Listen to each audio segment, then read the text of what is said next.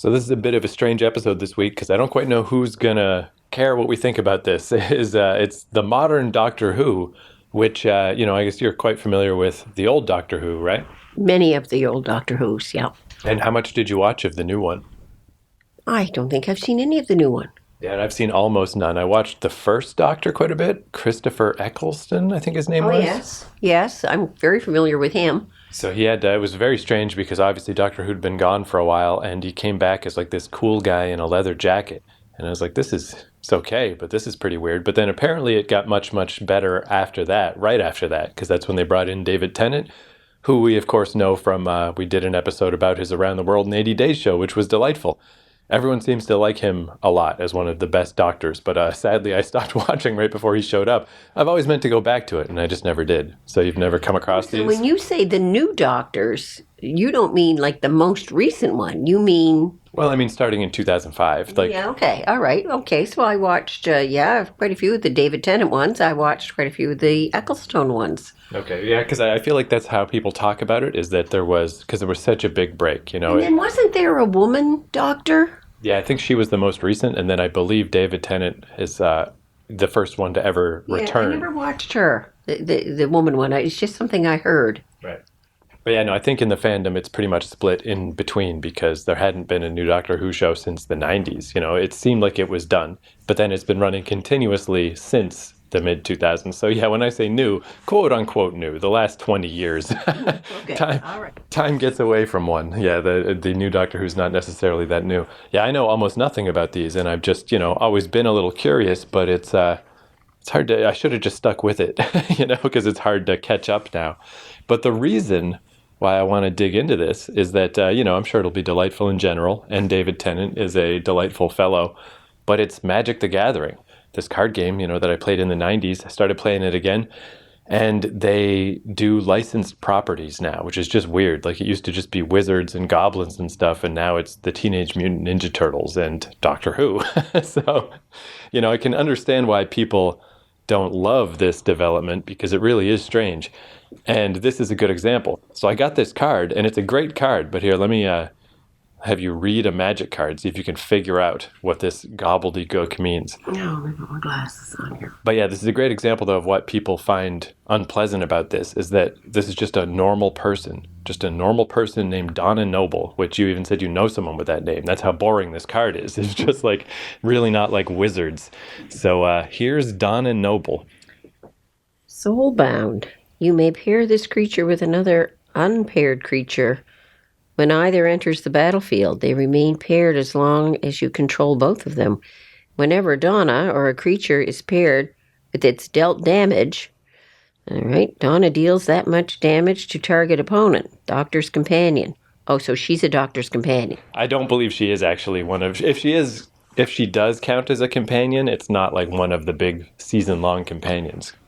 But that's just for the gameplay. But basically, whoever, though, designs these magic cards, they're big fans of particularly Doctor Who, but whatever they're working on, they tend to make it work with the storyline.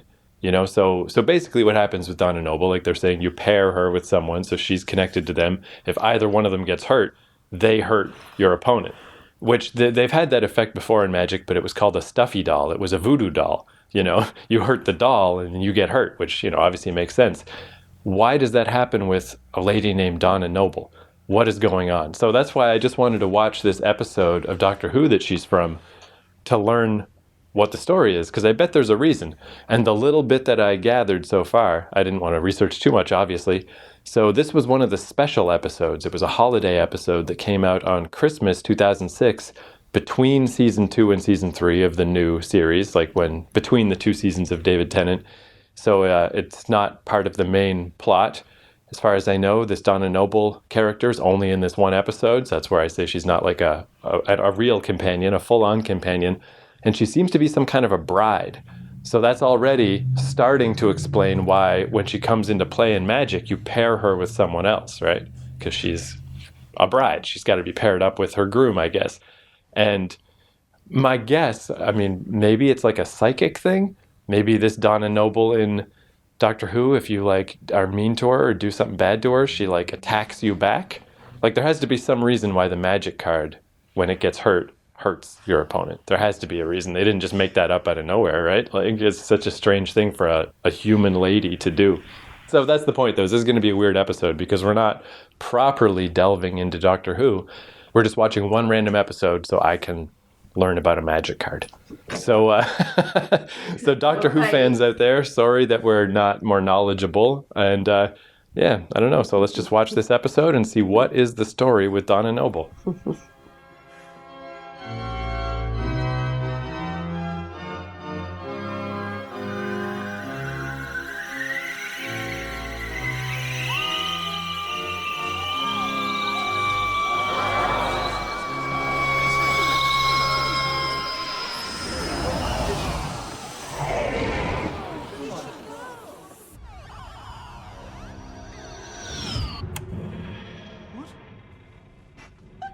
What? Who are you? Where am I? What? What the hell is this place? What?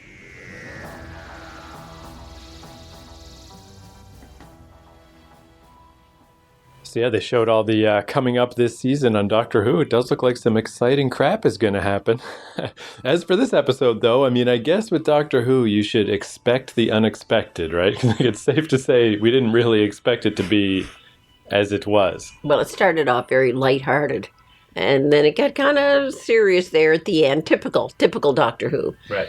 A lot of confusion going on. You're saying, what the heck is happening here? I can't even understand half of what they're trying to explain to me, but it all kind of comes together at the end. Yeah, and I guess, too, I didn't think twice about it being one of these Christmas shows, because I'm not super familiar with that, but I just knew from, like, The Office and stuff, this idea of Christmas specials or just different British shows that, yeah, they'll play these ones on Christmas, and we don't really do that in North America. So as it was starting, and yeah, it's very lighthearted and like zany and stuff, and I'm like, oh yeah, I guess if you're sitting down on Christmas Day to watch Doctor Who, you don't want this to be one of the ones about the end of the world.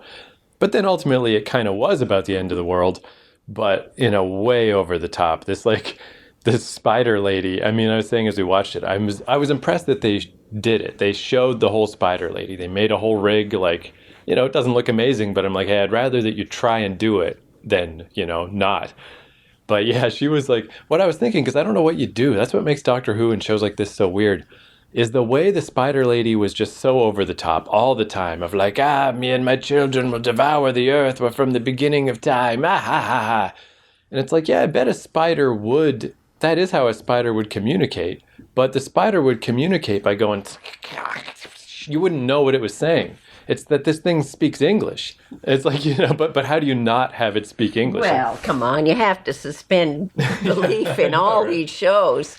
Yeah, I mean, I'm not saying that they should have done it different. It's just, but that's where it's like, there's no answer in a show like Doctor Who where, and I mean, as like a Buffy fan and stuff, I understand what it must be like to be a Doctor Who fan, that, you know, some of it is so corny and silly that if people just dip in, they're going to go like, you watch this show that seems like it's made for a 12-year-old? And it's like, yeah, but there's good ones. But I think it's safe to say that's probably not on anyone's top 10 list of like all-time best Doctor Who episodes. No, it probably isn't. But the tail end of it, it has your stereotypical Doctor Who plot, because it had the little twist that you were not expecting at all, like the groom turns out to be evil and in cahoots with the spider lady. And he's not even an alien or anything. He's just a human. Yeah, who's like, just yeah, a human. I'll be on the spider lady's side. And of course he is dispatched pretty darn quickly. That's pretty standard. It's pretty standard fare. There's always some little twist that you couldn't possibly have imagined it.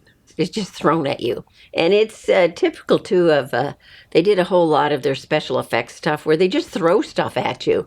All of a sudden, there's flame, and then there's a flood coming out all over the place, and then there's a star in the sky that on Christmas Eve day that looks like the Star of Bethlehem, but it's an evil thing that's killing people and breaking up pavement and burning places, and come on. And it really does seem like, again, no no disrespect to Doctor Who, but it's like the writers don't understand what their budget is. Like they're writing this show like they have infinite money, and they sure don't. you know. But as far as Donna Noble goes, so yeah, this just shows my ignorance too. I'm sure any Doctor Who fans are probably already annoyed how I was talking earlier on, saying she wasn't a companion. But I guess that's just, again, my limited knowledge. I think of the companions as the ones that stay for the whole season. She does apparently count as a companion, but she is very much different than the other ones because she shows up a handful of times, but it'll be like 2 years before she shows up again, and then 2 more years, and then like a whole bunch of years she just showed up again recently. So she just pops in once in a while.